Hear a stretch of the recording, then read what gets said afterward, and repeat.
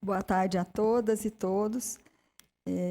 Quero cumprimentar a desembargadora Marlene. É uma honra ter uma presidente mulher, né? E aqui no auditório, uma presidenta mulher e uma ex-presidenta mulher, né? A desembargadora Marlene, que preside o Tribunal Regional do Trabalho, que é muita honra. E a desembargadora Rosmarie, que também já foi presidenta do tribunal. Quero agradecer muito o convite. Esse currículo que foi lido, ele resume-se na condição de estudante. Eu sou agora mestranda da Universidade de Brasília e estou frequentando as aulas nos bancos das salas de aula, e nessa condição eu fiz uma pesquisa para fazer uma reflexão com vocês hoje aqui sobre esse assunto, né, tão importante. Quero cumprimentar os juízes, as juízas, desembargadores, desembargadoras, procuradores do trabalho, advogados, advogadas, pessoal do apoio cerimonial, servidores e servidoras do TRT do Paraná, né, que todos esforçaram para que esse evento pudesse ser realizado. Muito satisfeita com a honra do convite. Eu quero parabenizar por esse seminário internacional sobre igualdade de gênero nas instituições. Considero que nunca, eu tenho 67 anos de idade e quando eu falo nunca, eu falo desde então, né? Eu consigo vislumbrar um momento tão oportuno para essa discussão como esse momento. Quero cumprimentar todos os palestrantes, a Sandra Lia, a Vera Caran, a Luiz Linda, a Silvana, Maria Tereza. Se eu tiver omitido algum, vocês me desculpem, por favor. E sempre na perspectiva de agradecer mesmo o convite. E aqui, desembargadora Marlene, eu fiquei muito impressionada com a temática, muito importante, os temas que vão ser discutidos aqui hoje. E eu, embora levando em conta as dificuldades para sair de Brasília, em razão do acervo de 6.000 processos e de toda aquela agenda lá que os colegas bem conhecem, né? Mas eu venho com muita honra. Eu preparei uns slides. Não vou me demorar muito comentando cada slide, eu deixo à disposição aqui, né, para os participantes, para quem tiver interesse. E agora eu vou falar da tribuna, porque eu não consigo muito falar sentada. E vi que o púlpito aqui permite que eu vá para lá, né, que não é tão alto, né? Fica à vontade.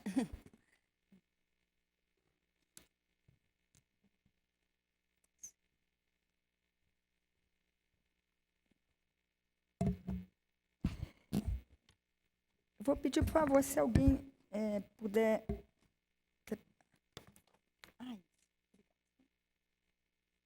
cumprimentar os homens, né, que estão aqui hoje nos brindando com as suas presenças, né? Antes de falar sobre o tema dos slides que eu trouxe, eu gostaria de apresentar alguns dados e algumas informações sobre esse tema tão importante, que é o tema da igualdade, né?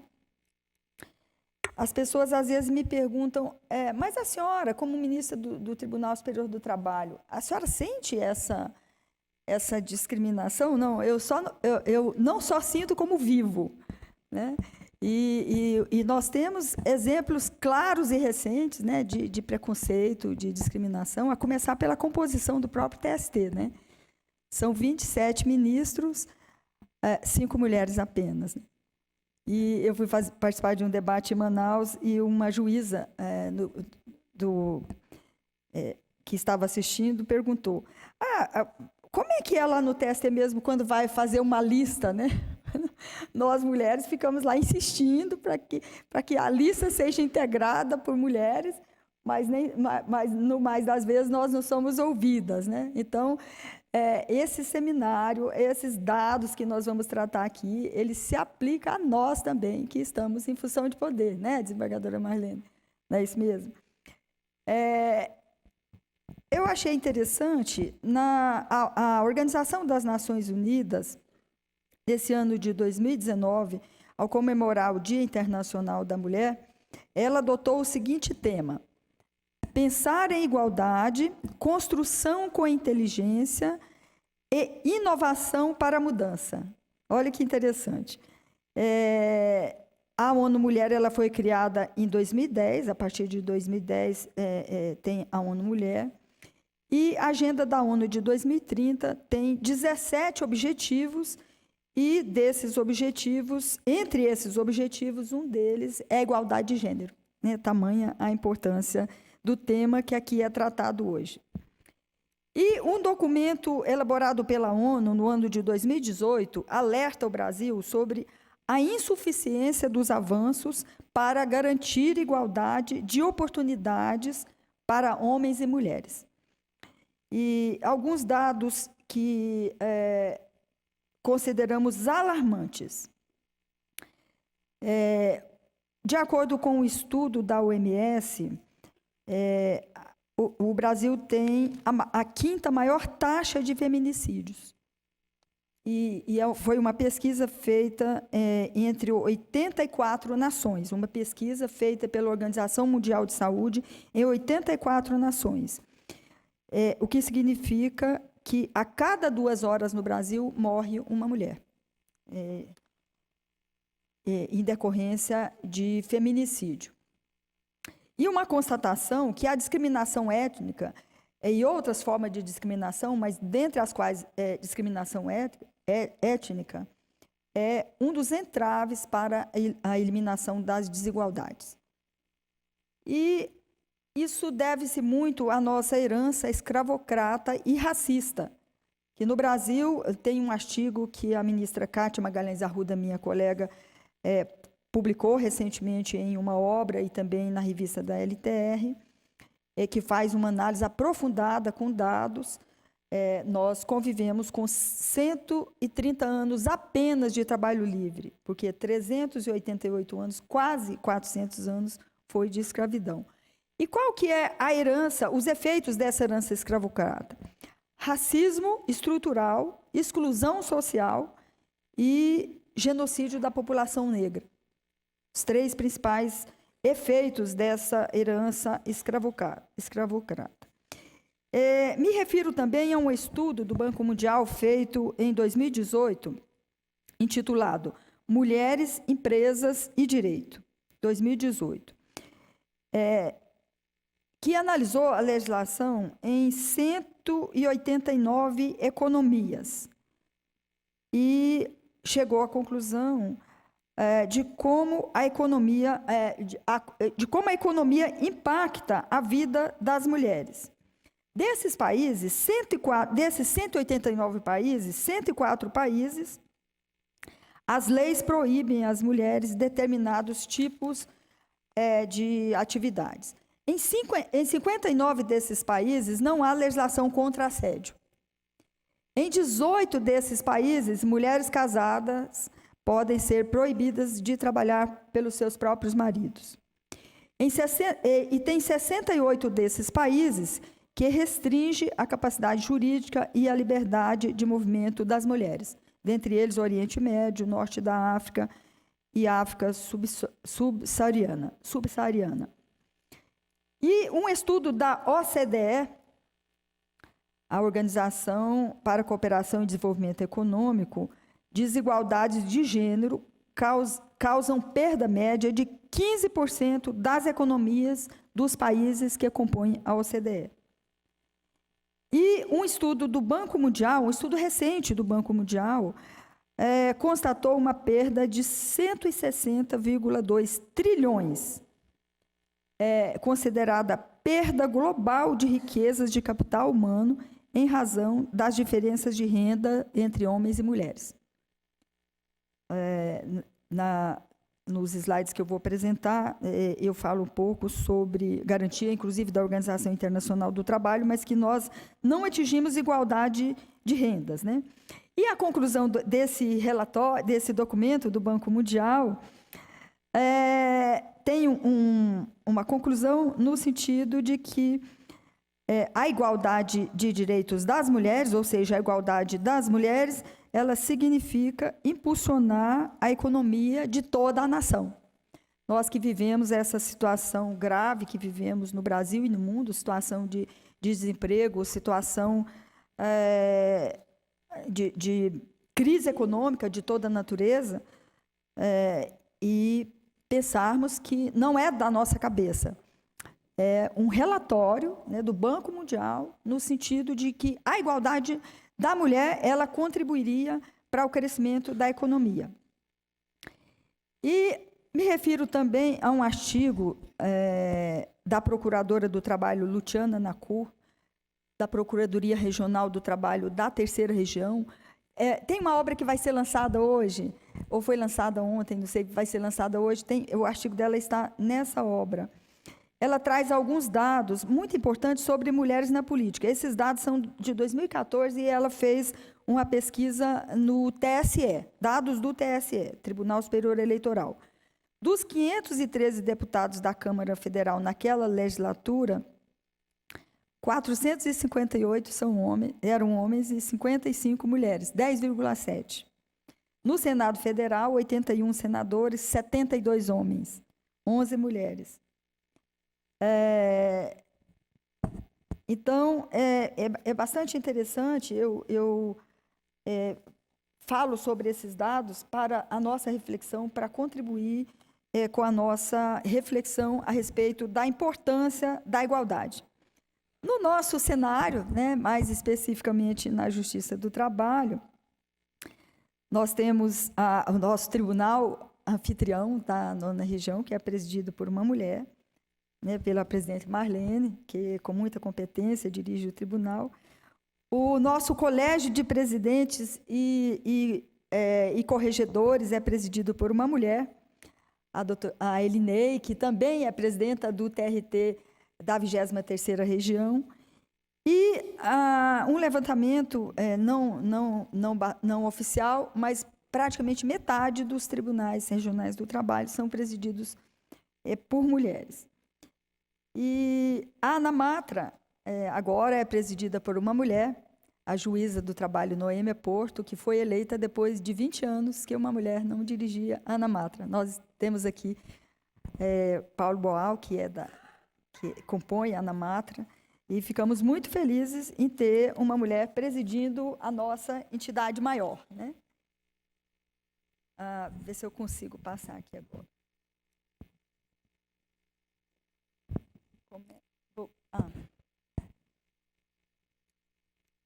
Acho que é aqui. Pode ser aqui.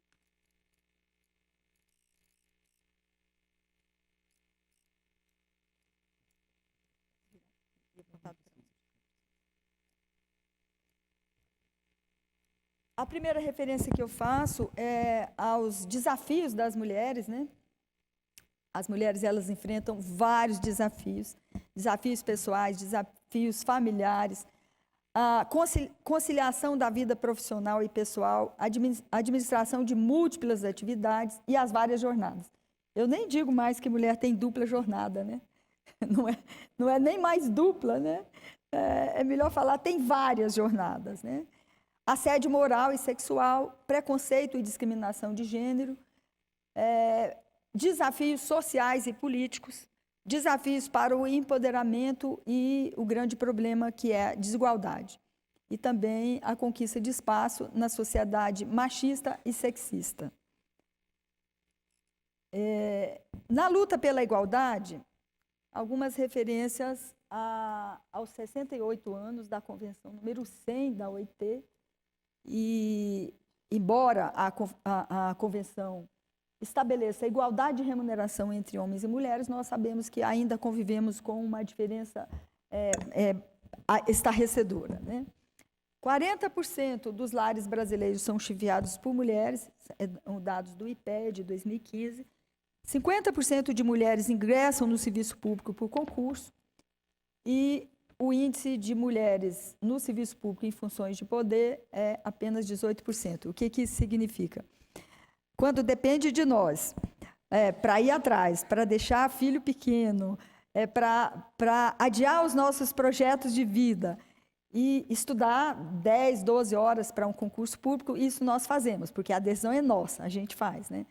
Mas a ascensão para a função de poder, aí nós esbarramos em todos aqueles obstáculos, né? Em todos esses obstáculos que nós estamos analisando e nos referindo a ele, e esse índice cai para 18%. Esse índice de 18% é praticamente nos 3 poderes da República. É entre 16% e 18%. 39,53% são as mulheres em cargos de chefia no TST. O TST fez alguns levantamentos agora por ocasião do Dia da Mulher e esse é um dos dados. Na OAB, eu me refiro à OAB porque a OAB é uma entidade da sociedade civil muito respeitada e que tem hoje mais de 1 milhão de advogados filiados, né? Praticamente as mulheres já são maioria na OAB, nunca uma mulher presidiu a entidade nacional. Na gestão, nas 27 seccionais da OAB, na gestão passada, tinha uma mulher presidente, que era de Alagoas, a Marinela. Nessa gestão não tem nenhuma mulher, as 27 seccionais não tem nenhuma presidida por mulher. E o TST também, né? Nunca uma mulher presidiu o Tribunal Superior do Trabalho. Agora, na próxima gestão, nós temos a perspectiva de eleger a ministra Cristina Peduzzi, né? O Brasil ocupa o 152º, né? Posição em relação à representação feminina no parlamento. Isso num ranking de 190 países. A OIT, foi um dos materiais que eu pesquisei. A OIT, ela lançou uma Comissão Global sobre o Futuro do Trabalho, e essa Comissão Global sobre o Futuro do Trabalho, dessa comissão faz parte uma mulher brasileira, que é a Cláudia Costin, que ela é educadora, né, e ela foi secretária estadual em São Paulo. Cláudia Costin, ela integra essa Comissão Global sobre o Futuro do Trabalho para a igualdade de gênero também. A OIT tem 12 convenções internacionais pela igualdade de gênero, tem 6 delas ratificadas pelo Brasil, e sem dizer que até mesmo as que não são ratificadas, elas podem ter aplicabilidade em razão do conteúdo de direitos humanos, né? E aí é a análise de cada documento. A número 3, proteção à maternidade. A 89, trabalho noturno. A número 100, de igualdade de remuneração. A 103, de proteção à maternidade. 111, discriminação no emprego e ocupação. E a 89... estou repetindo ela 2 vezes aqui, isso aqui é pressa. Conquista das mulheres no Brasil, nem preciso deter muito. Nós, mulheres, podemos afirmar que, do ponto de vista formal, nós já conquistamos a igualdade, né? Temos igualdade assegurada na Constituição Federal Cidadã de 88, no Código Civil de 2002, nós só não temos ainda na prática, né? Mas formalmente nós já conquistamos. O direito ao voto em 32, e direitos trabalhistas e sociais na CLT, na Constituição Federal e no Código Civil, a elevação dos direitos humanos, sociais, de igualdade e as garantias fundamentais com a Constituição de 88, na eleição pela primeira vez na história de uma mulher presidenta da República, Dilma Rousseff, que também foi vítima de preconceito, né? Não teriam feito com um homem o que fizeram com uma mulher na presidência da República, legalmente eleita. E a Lei Maria da Penha e a Lei de Criminalização do Feminicídio. Mulher e desigualdade social. Eu coletei alguns dados. As mulheres trabalham 7 horas e meia a mais. Isso aí não é uma afirmação minha. É uma pesquisa do PNAD, de 2015. 54% dos trabalhadores subocupados são mulheres. O Brasil é um dos 6 países em que os executivos ganham 50% a mais do que as executivas. Isso é um dado do Fórum Econômico Mundial. E sendo que as mulheres deveriam ganhar 11% a mais do que os homens, se levado em conta nível educacional, experiência e produtividade. Isso é um levantamento da Organização Internacional do Trabalho. A renda mensal das mulheres, nessa pesquisa do IBGE de 2010, era de 1.217, enquanto a dos homens, 1.673. 52,6 milhões de pessoas no mundo estão empregadas como trabalhadores domésticos. São 7 milhões e 200 no Brasil, 92% são mulheres, mais de 60% negras e 70% no trabalho informal. Apenas 30% no trabalho doméstico são formalizadas. Embora essa categoria tenha sido beneficiada com a emenda 72 e com a lei complementar 150, mas permanece esse traço que eu estou referindo aqui pela questão do recorte de gênero e raça no trabalho doméstico. No judiciário e na política, o TSE tem na presidência a ministra Rosa Weber, o Supremo Tribunal Federal tem 8 homens e apenas 2 mulheres, a ministra Carmen Lúcia já presidiu o Supremo, o STJ tem 27 homens e 6 mulheres, a ministra Laurita também já presidiu, minha conterrânea lá do estado de Goiás, Superior Tribunal Militar, ministra Maria Elizabeth também já presidiu o tribunal, e mais da metade dos eleitores brasileiros são mulheres. O Brasil ocupa o 121º lugar no ranking de participação das mulheres na política, pouco mais de 10% no Congresso. Aqui tem um dado um pouco diferente, na política apenas 10%. E na Justiça do Trabalho, esse dado é um dado bem recente, um dado feito um levantamento feito pela própria estatística do TST em dezembro de 2018. O percentual no TST de composição, 81% de homens, 19% de mulheres. Nunca uma mulher presidiu o TST, é o que está colocado aqui também. Nos TRTs, 60% desembargadores e 40% desembargadoras, são 334 homens e 222 mulheres. Na primeira instância, 49,8% são juízes, 1.512 juízes e 1.527 juízas. 50,2% no primeiro grau, né, já atingimos mais mulheres no primeiro grau. Esse é apenas um mapa. Ele não ficou muito visível. Eu não consegui expandir esse mapa. Mas magistradas do Brasil, percentual de juízes por estado. Homens 62,7%, mulheres 37,3%. Esse mapa é do CNJ de março de 2017, o levantamento do CNJ.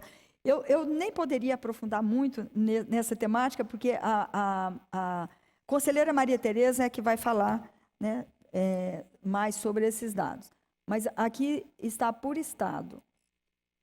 E as mulheres são vítimas dos problemas sociais mais graves que tem no Brasil, de uma forma mais acentuada: tráfico de pessoas, exploração de trabalho infantil, crianças e adolescentes trabalhando em condições de exploração de trabalho infantil. Hoje é dia 14, no dia 12, foi o Dia Internacional de Combate ao Trabalho Infantil.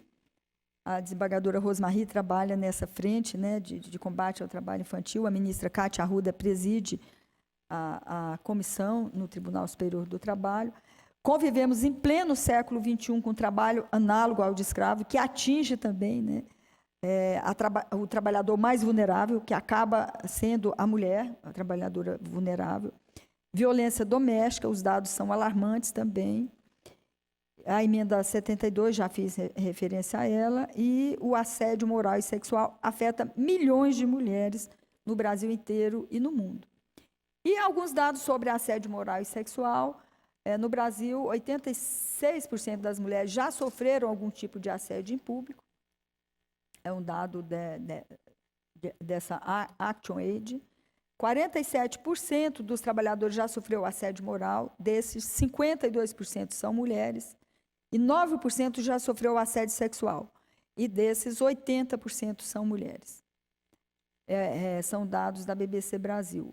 E eu tive acesso a um estudo da UNB, que foi feito no Ministério das Relações Exteriores. 66% dos servidores do Itamaraty já sofreu assédio moral. E no cenário brasileiro, o Brasil ocupa a 79ª posição do índice global entre os 144 países avaliados na participação política e econômica das mulheres. É um péssimo ranking, né? No ritmo de 2015, países como o Brasil levariam 170 anos para a igualdade econômica entre mulheres e homens. É um relatório do Fórum Econômico Mundial de 2015. E com a reforma trabalhista e previdenciária, a desigualdade de gênero tende a aumentar na medida em que forem implementados contratos precários, como o contrato intermitente, autônomo exclusivo, terceirização ampla. São contratos que um número acentuado de mulheres trabalham nesses segmentos, né? E nessa forma de contratação. Então, podemos afirmar que veio em prejuízo, principalmente das mulheres trabalhadoras. E os impactos da reforma trabalhista, gestante no trabalho insalubre. Recentemente, nós tivemos a felicidade de o Supremo Tribunal Federal considerar inconstitucional o trabalho da mulher gestante. Tarifação do dano moral, que era uma matéria sobre a qual o Supremo já havia se posicionado sobre inconstitucionalidade, mas está em vigor, né, e a tarifação ela prejudica muito a mulher, porque em números percentuais é a mulher que sofre mais assédios, né? E a revogação do artigo 384, jornada de trabalho de 12 horas, extensão do banco de horas, redução do intervalo para 30 minutos, trabalho intermitente sem salvaguardas e amplo para todas as categorias. O contrato intermitente na Inglaterra, o Brasil copiou, a reforma trabalhista do Brasil copiou o modelo da Inglaterra e provocou na Inglaterra e provoca até hoje milhares de trabalhadores empobrecidos, porque são trabalhadores que, embora ele tenha um contrato assinado na carteira, ele não tem garantia nem de remuneração e nem de jornada e nem garantia se vai prestar serviço. Portugal adotou, na reforma de 2012, um contrato intermitente com maiores salvaguardas, remuneração mínima e algumas salvaguardas, e que é utilizado moderadamente pelo mercado, sem causar maiores prejuízos. Mas o modelo adotado pelo Brasil é ainda mais nocivo do que o da Inglaterra, porque, segundo ficou expresso no artigo da CLT, na reforma trabalhista, ele é aplicável para todas as categorias, sem exceção, né? E nós não deixamos de reconhecer que determinadas categorias amoldam, sim, o trabalho intermitente, né? Como hotéis, eventos, mas não para todas as categorias. E a terceirização ampla também, que ela aumenta o número de acidentes, a jornada é maior e o salário é menor, comparando com o quadro fixo das empresas. E na reforma previdenciária também. Aqui só umas pinceladas. Mulheres correspondiam a 62,6% do total de aposentadorias por idade e 30,3% das aposentadorias por tempo de contribuição.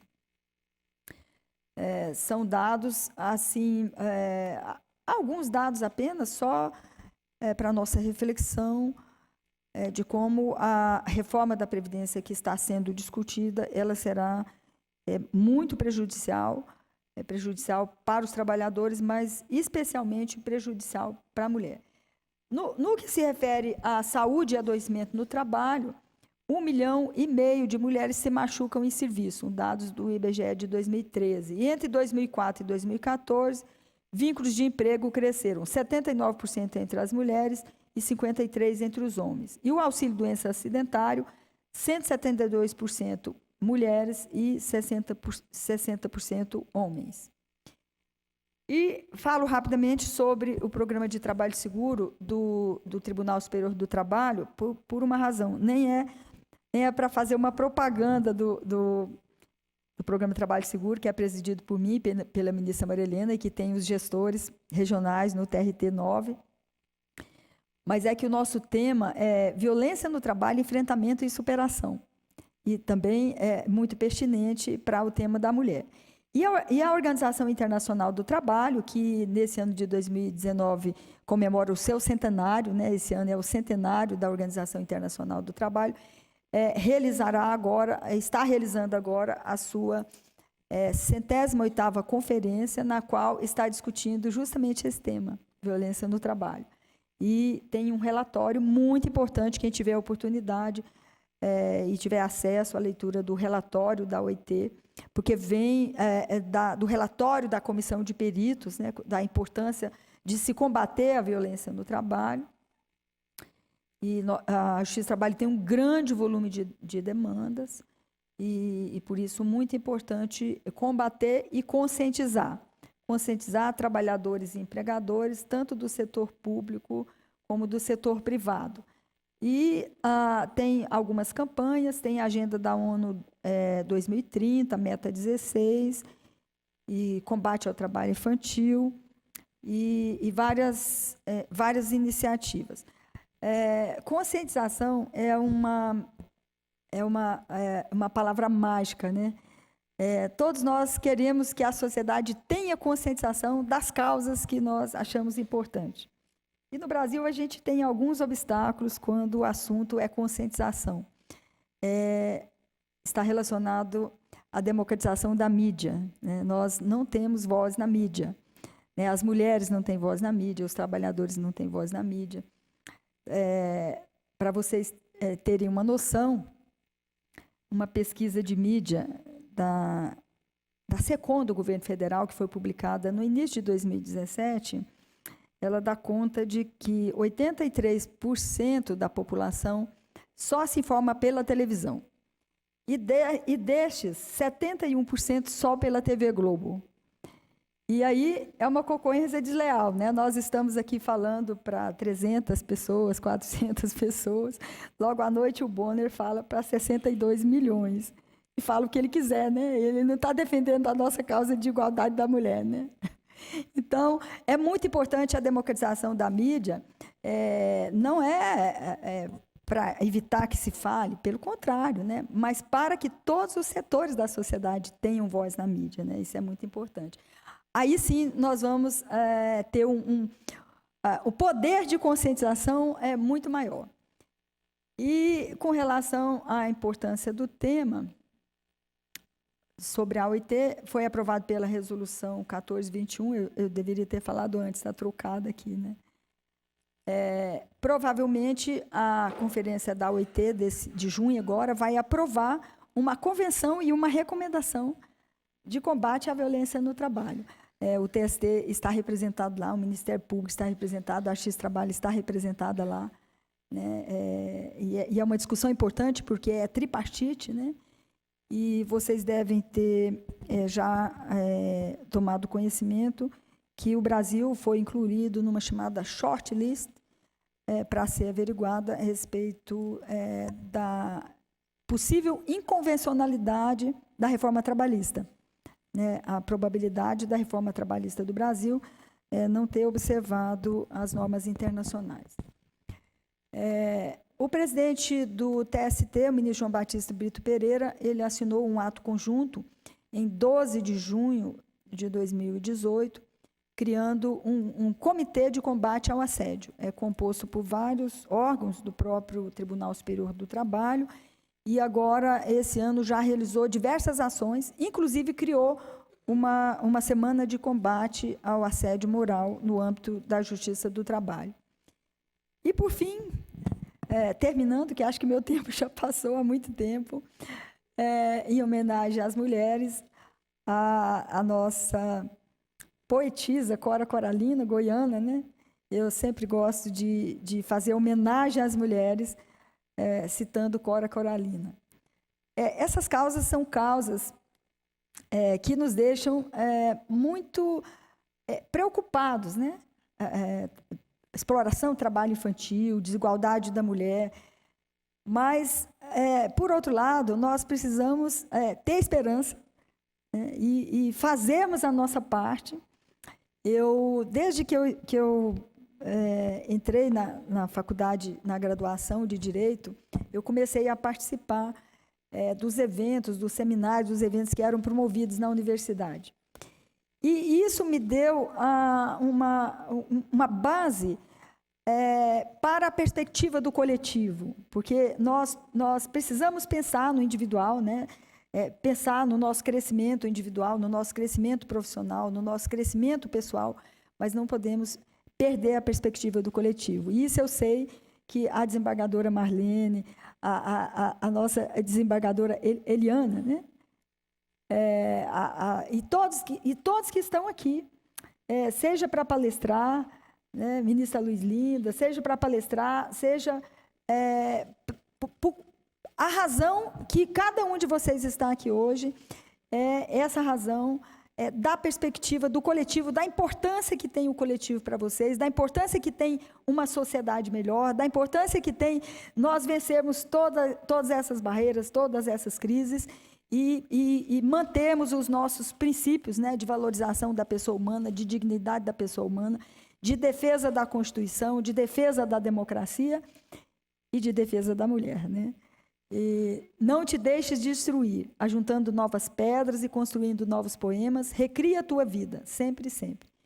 Remove pedras e planta roseiras e faz doces. Recomeça. Recomeçar sempre. Obrigada.